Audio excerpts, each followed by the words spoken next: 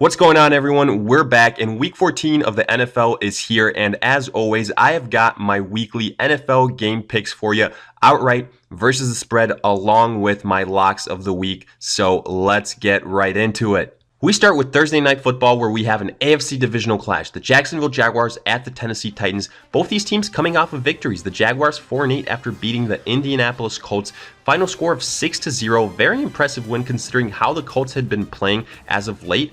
And also considering the fact that the Jaguars were without Leonard Fournette, who was suspended, and they had Cody Kessler starting in that game. But that defense showed up. They kept Andrew Luck out of the end zone. And now it'll be interesting to see if that defensive effort carries on to week 14 versus the Titans, who are 6-6. And they also had a huge victory versus the New York Jets. They had to work for it a little bit because they were down early in that game. But huge W because now they are still alive in that wild card race.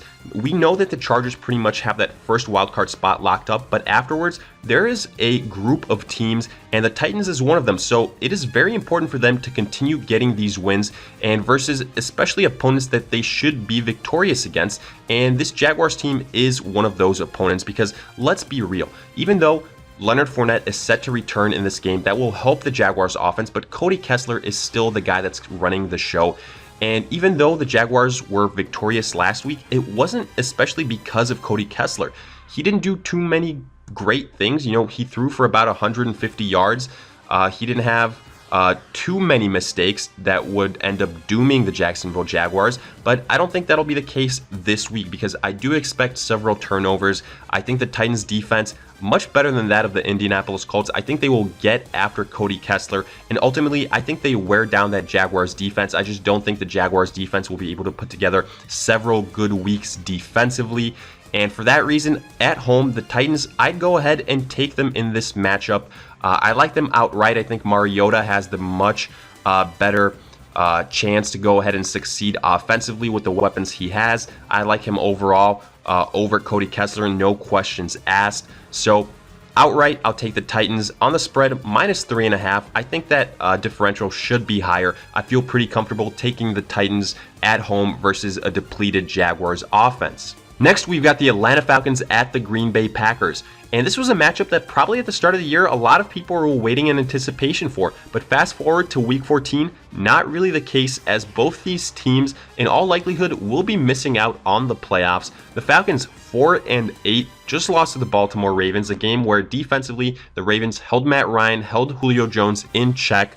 And then the Green Bay Packers, 4-7-1, coming off possibly their worst loss of the season to the Arizona Cardinals at Lambeau Field to Josh Rosen, the rookie quarterback. And this was the game that led to Mike McCarthy being fired. And we all knew McCarthy would be gone by the end of the season, but ultimately this was the last straw. And now the question is, what can we expect from Green Bay? Are we going to see Aaron Rodgers come out swinging, since now he is the unquestioned guy to lead this team? This is what he wanted all along. At least that's what the reports are. Or are we going to see the Green Bay Packers just kind of say, we don't need to go ahead and keep winning. We're not going to go make the playoffs. Might as well look at the draft and secure a top position to go ahead and surround Aaron Rodgers with talent so we can stop wasting his best years.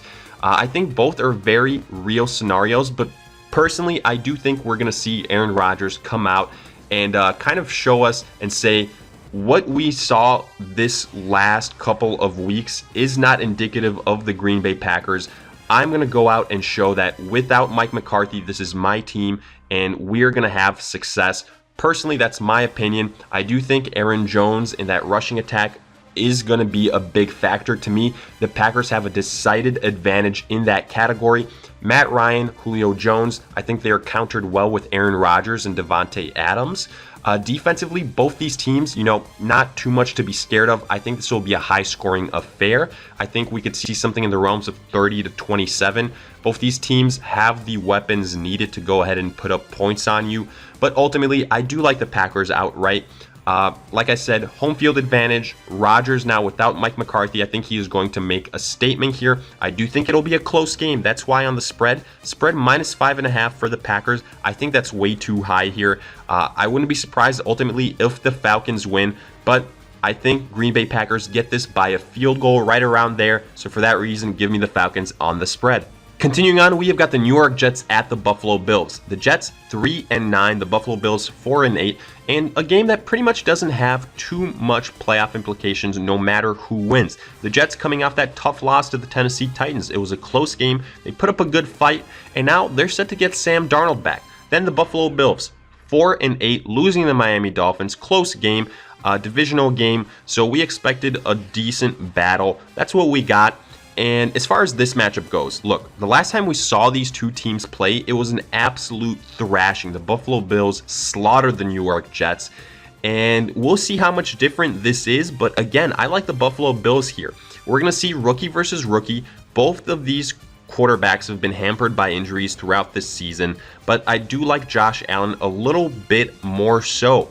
Sam Darnold, look, he has had a lot of turnover troubles throwing those interceptions. We saw those issues at USC. That was a concern of a lot of people with Sam Darnold.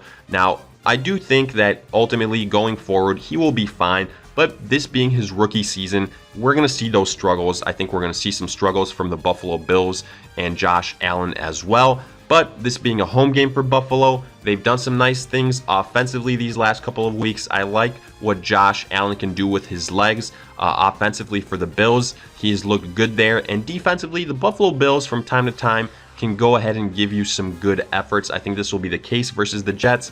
You know, Sam Darnold coming from a long absence in return now. I think we will see that rust, whereas Josh Allen has had time to go ahead and get back into game mode in the NFL. So I'll take the Bills at home on the spread, -3.5.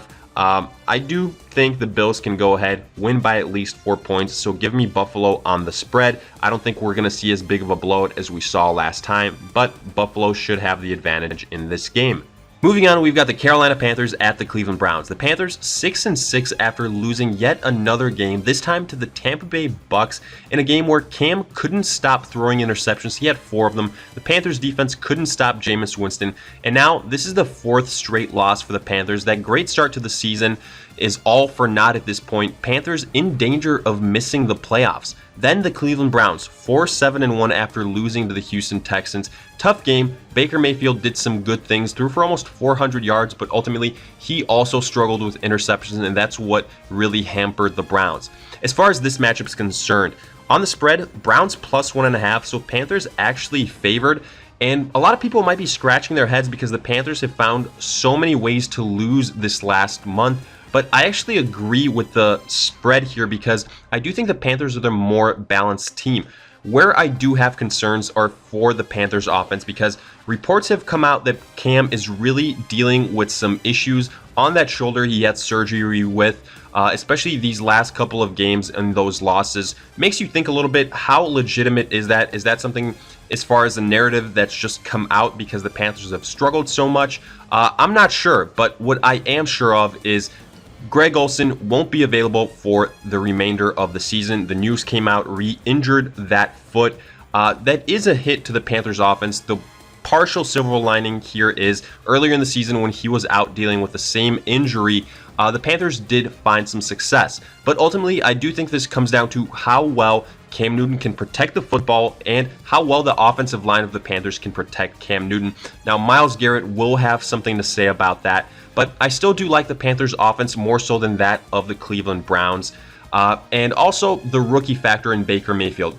Even though the Panthers defense has struggled mightily, especially this last month, I do think they'll be able to throw some things at Baker Mayfield, make him struggle. I think this will be a very close game because, again, we've seen the Panthers, they've just done a lot of wrong things this last month. The Cleveland Browns aren't as polished either. I do think it'll be on the lower scoring side of things, maybe in the mid to low 20s. It'll be interesting to see how the Panthers respond defensively. They made some changes in their coordinators. Ron Rivera will now have a bigger role calling plays for that defense. I do think that could potentially provide a nice little spark for them. I like the Panthers to win this game outright. I just, like I said, think they are more balanced. Barely, but it'll be enough to get the victory. As far as the spread goes, +1.5. Practically a pick'em, so for that reason, I'll go Panthers on the spread as well. Next, we've got the Indianapolis Colts at the Houston Texans. The Colts 6-6, huge divisional game here for them.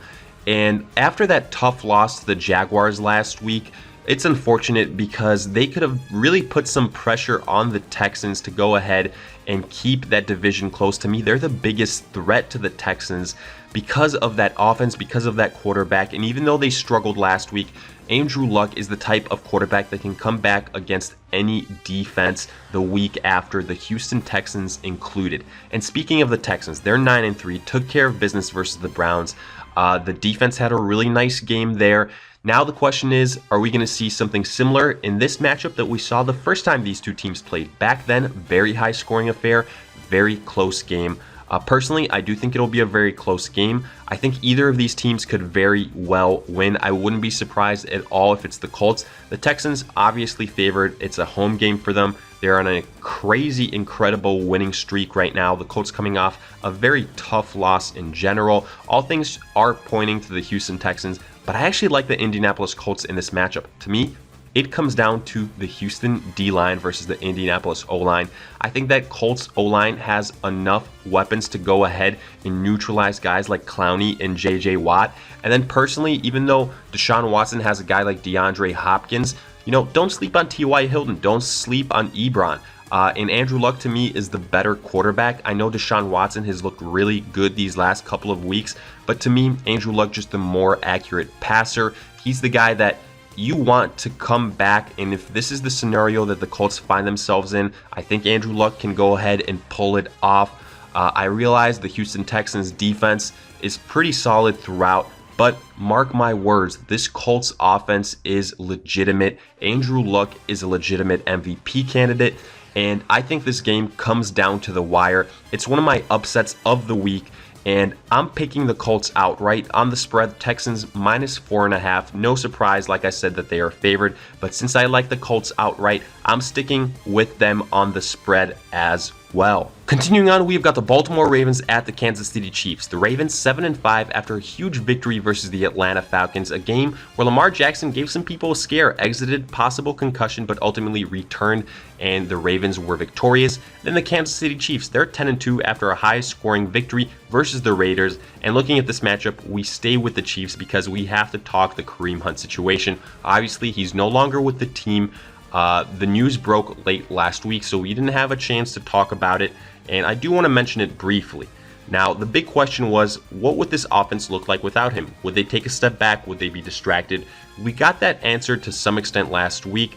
They were still high octane, they were still victorious. But to me, it becomes much more interesting later in the season, specifically in the postseason, where they will face the elite of the elite. And make no mistakes about it, this offense isn't as good without Kareem Hunt, even though they were victorious last week, because he is a top 5 running back in this league. What he could do as a pass catcher and as a running back, we know how much Andy Reid loves his running backs, his workhorse running backs at that. And honestly, none of those backups can go ahead and do what he did so well, both on the pass catching and rushing level, so it'll probably have to be some type of combination. But ultimately, for now, I do think Patrick Mahomes is good enough to clear up some of those deficiencies or to at least mask them.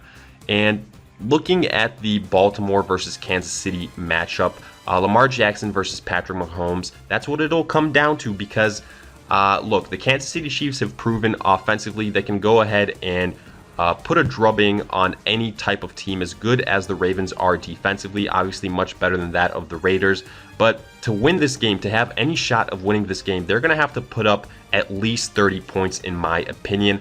And I said it last week about Lamar Jackson. If he gets in a shootout, that does not suit his game style, in my opinion. And I have to say that's what I think will happen here. Kansas City, that's a very tough place to play in. The Chiefs have still got Travis Kelce, still got Tyreek Hill, still got Patrick Mahomes, who's out there throwing touchdowns galore. And I'm going to go ahead and take the Chiefs outright.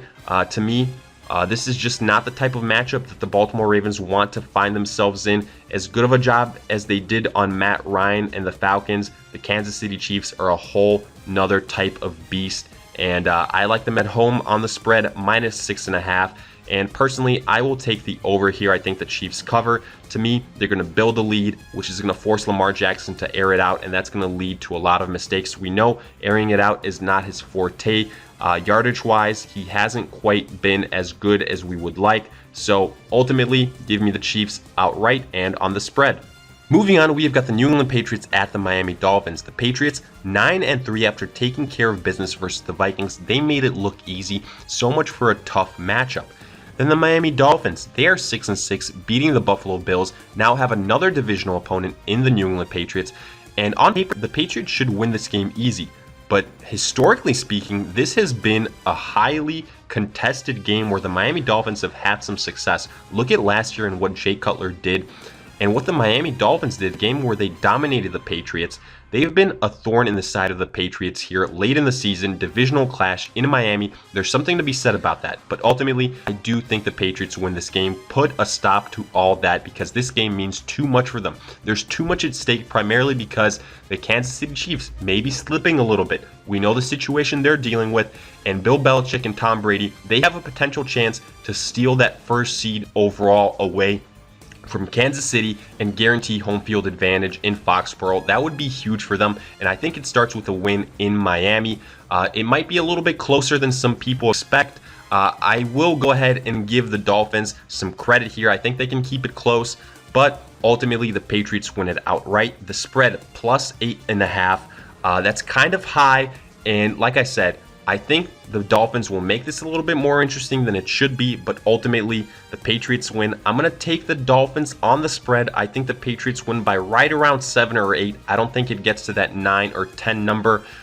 So for that reason, New England Patriots outright, Dolphins on the spread.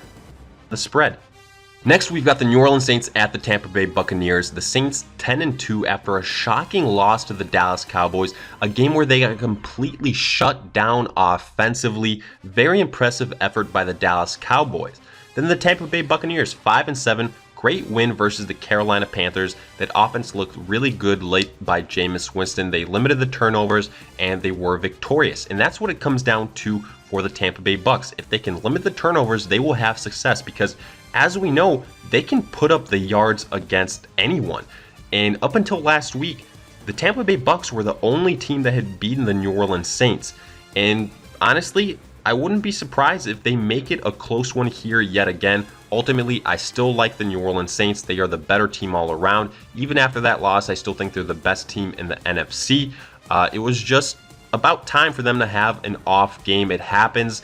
But this game being in Tampa Bay, the Bucs will have a lot of support. Jameis Winston, I think, will have success. But when it's all said and done, New Orleans is the better team here overall. They get the victory, but Tampa Bay, I do like them on the spread. Plus 8.5, a little bit high. I think they will have success airing it out. I could see some garbage time points for the Bucs. I'll take the Saints outright, but the plus 8.5, a little bit too high for me, so I'll take Tampa Bay there. Continuing with our trend of divisional matchups, we have got the New York Giants at the Washington Redskins. The Giants 4-8. Nice little victory versus the Chicago Bears, but definitely has an asterisk next to it. It was without Mitchell Trubisky for the Bears, and it was a game that the Giants almost let slip away as it went to overtime. They gave up an onside kick. They gave up a 2-point conversion. Crazy finish to that game, but ultimately good victory for the Giants. Good effort by Eli Manning. Nice performance by that Giants defense. Then the Washington Redskins, they're 6-6 after losing the Philadelphia Eagles. And again, they lose another quarterback, Colt McCoy this time. Now, Mark Sanchez will be leading, by all accounts, this offense for the remainder of the season. And let's not forget, they hired this guy about a week and a half ago. He still is probably learning the names of the guys on that team. I just don't have enough confidence in this Washington offense led by Mark Sanchez. And as bad as Eli Manning has been, as inconsistent as he has been, I will still take him 10 out of 10 times over Mark Sanchez. You know, defensively, the Redskins can do some nice things. But I think last week was a nice reminder that the Giants have some playmakers defensively as well. I do anticipate this being, a close game. These are divisional opponents. It's in Washington.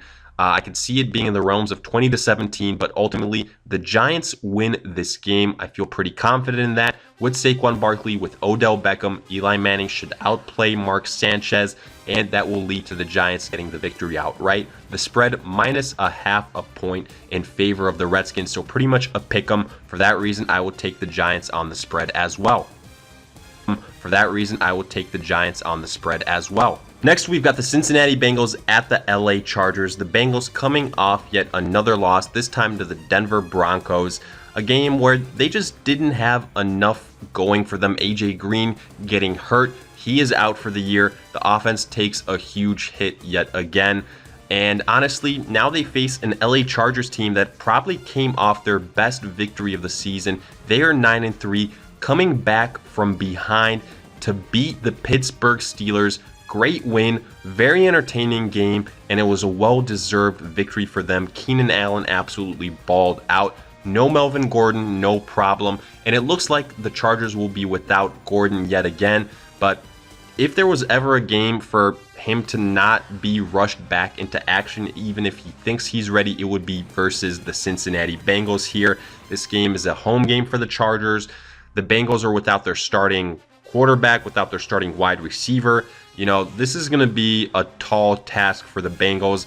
I honestly don't think it's even going to be close, and that's reflected by the spread. Minus 14.5 in favor of the Chargers. As crazy as it sounds, I'm taking the over here. I like the Chargers to cover. We saw it last week. The Broncos were able to beat the Bengals by 14 points. I think the Chargers offensively can do more things versus the Bengals. I think they can put up more points in bunches more quickly.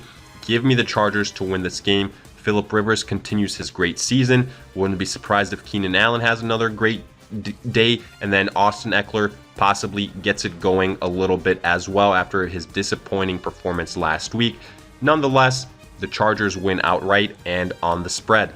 Next, we've got the Denver Broncos at the San Francisco 49ers. The Broncos, 6-6, took care of business versus the Bengals, led by the defense, led by the rushing attack. That is the formula for success for Denver, and it was well executed last week. Now they face the 49ers, who are 2-10 coming off that blowout loss versus the Seattle Seahawks, but it was expected. We've been saying it for a while now. The 49ers are looking forward to the draft. This week is no exception. This game means so much more for the Broncos. Now, the big news here for the Broncos are Emmanuel Sanders is going to miss the rest of the season with that ruptured Achilles. Happened earlier on in this week. Big loss for them. We're going to see what Courtland Sutton is made up of, because he is going to be thrust into that starting role.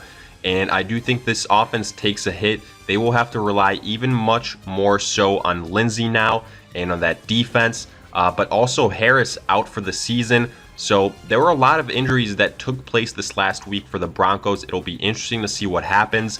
But ultimately, the 49ers are the type of opponent where the Broncos, even with those injuries, can win. I like them outright on the spread, plus 5.5. Even though it's on the road, I feel confident the Broncos can cover that spread. Give me Denver outright and on the spread. Moving on, we've got the Philadelphia Eagles at the Dallas Cowboys. Both of these teams coming off of victories, but this week, this is the week to mark on your calendars, because I fully believe that whoever wins this matchup has the leg up advantage in terms of winning the NFC East. Now, the Eagles went ahead, took care of business versus the Washington Redskins. Very important victory for them considering what the Cowboys had done earlier in the week, 7-5 versus the New Orleans Saints. Biggest win of their season. And they were able to do it in incredible fashion, defensively holding the New Orleans Saints to lows all across the board. A+ effort, A+ result. But the reason why this game means so much is because if the Cowboys win this game, well, they pretty much distance themselves enough from the Eagles to go ahead and wrap up the division. But if they lose, they're pretty much back to square one, and they have to fight for every single opponent and matchup that is left, and the Eagles are going to be breathing down their necks. For the Eagles, I do think that these last couple of weeks, we have seen some more consistency, especially at the quarterback position. It was nice to see Golden Tate finally getting involved in that offense last week. That is a good sign for the Eagles.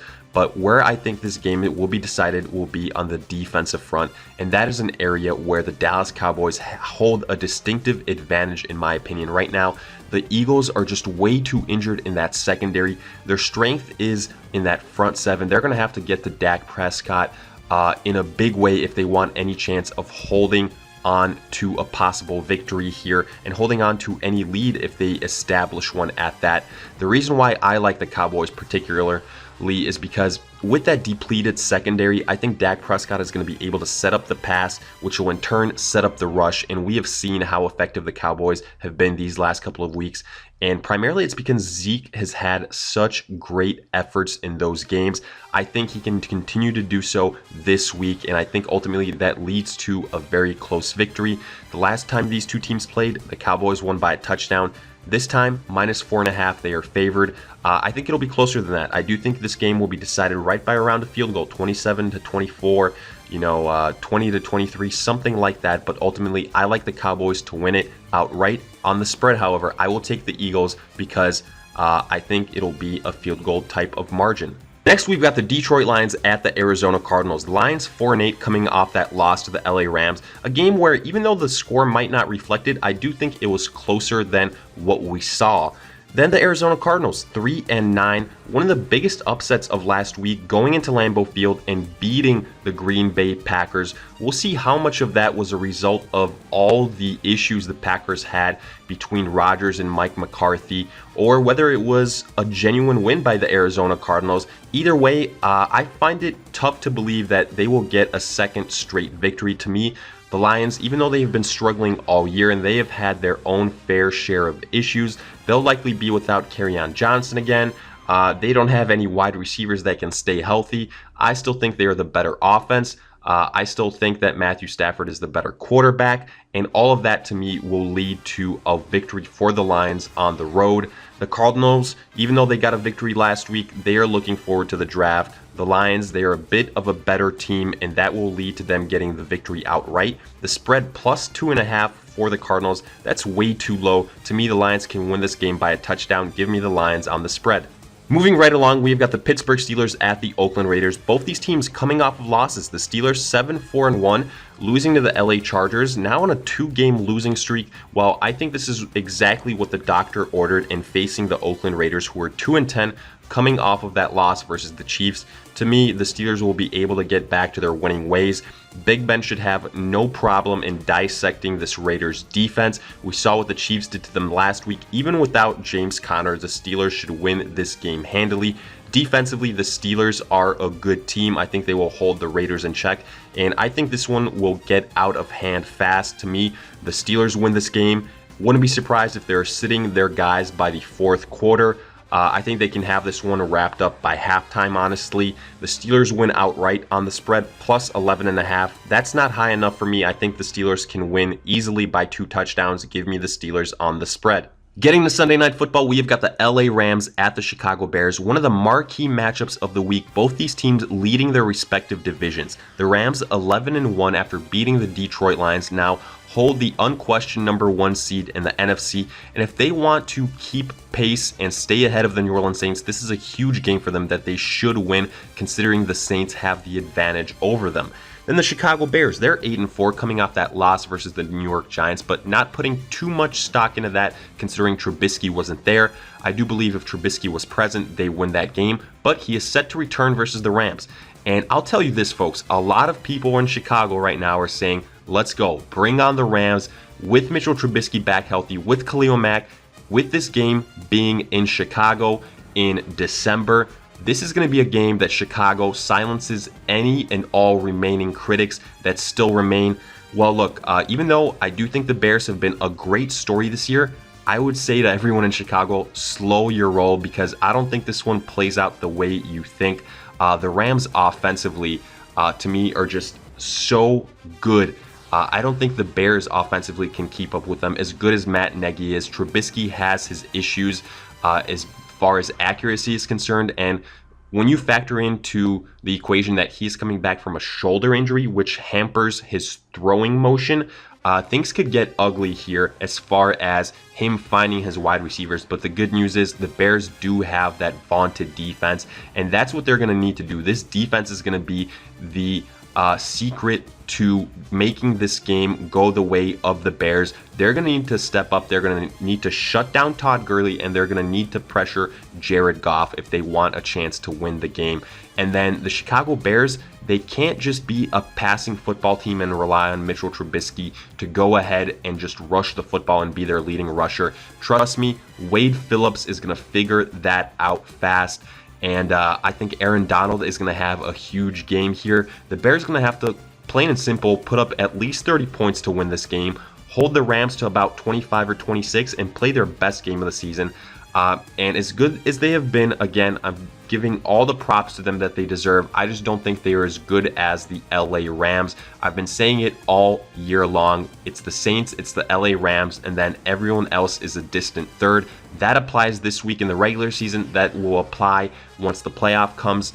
That's why I like the LA Rams to go to Chicago, get the victory. You know, I could see it being a close game. That's what the Bears want. That'll be their best chance to win this game. But ultimately, I think the Rams distance themselves late in this game. I think they can win maybe something along the lines of 30-20, 27-20, which in that case would mean they cover the spread because the Bears plus 3.5. So I'll take the Rams there. They win this game outright and on the spread. Finally, getting to Monday Night Football, we've got the Minnesota Vikings at the Seattle Seahawks. The Vikings 6-5-1 coming off that loss to the Patriots face a red-hot team in the Seattle Seahawks who are 7-5 coming off that demolition of the 49ers.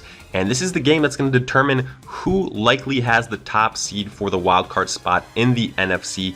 Personally, I like the Seattle Seahawks in this game. Let me explain. I think it'll be a close game. And I do think the Vikings have a good chance of getting the Seahawks outside of their comfort zone, which means forcing them to pass the football. I think they have a good defense. I think they can limit what Chris Carson, Rashad Penny, and those guys will be able to do. But ultimately, the reason I like the Seattle Seahawks is because if it is a close game, I have more faith in the quarterback that will limit his mistakes. And to me, that is Russell Wilson. He takes care of the football more so than Kirk Cousins. And in those clutch situations, I have more faith in Russell Wilson, especially because of what he can do with his legs to get you that victory, to put you in a field goal situation for the win. So for that reason, especially because this game is in Seattle on top of all of this, I think it'll be a very similar atmosphere to what the Vikings saw in Foxborough. Very tough place to play in. I will take the Seahawks to win outright. On the spread, minus 3.5. I'll take the over. I think the Seattle Seahawks can go ahead, cover that number, and win by at least 4 points. I wouldn't be surprised if it gets to double digits even. Give me the Seattle Seahawks on both fronts. So with that, we finish up our pick'em games. Now looking at our locks of the week, we start with the New York Giants at the Washington Redskins. The New York Giants are the team that I like here. Simply put, the Redskins are down to their third-string quarterback, a guy that they signed in Mark Sanchez 2 weeks ago. And with the Giants, the trio of Eli Manning, Saquon Barkley, and Odell Beckham, I don't think the Redskins have an answer for that. The Giants should win this game. It could be low scoring, it could be ugly, but they get the victory on the road. Then the Cincinnati Bengals at the LA Chargers. We go there next, and I like the Chargers. Should be to no one's surprise. The Bengals hurt at two very important positions, at the quarterback and at their wide receiver number 1 position. Give me the Chargers here, coming off a great victory. I think they keep it going. Then Denver at San Francisco. I will take the Denver Broncos. Right now, the 49ers looking forward to the draft. Even without Emmanuel Sanders here, I think Philip Lindsay, a high dosage of him along with that defense, will get the job done for the Broncos. And finally, Pittsburgh at Oakland. The Steelers on a little bit of a losing streak here, but this is the perfect remedy. The Steelers should have an offensive explosion. I think they dominate from start to finish and get the victory. So with that, we finish up our locks of the week as well. And as always, let me know what you guys thought. Did you agree with these picks? Let me hear it in the comments section along with any other questions you guys might have. And as usual, if you enjoyed, make sure to like, subscribe, and I'll see you guys in future videos.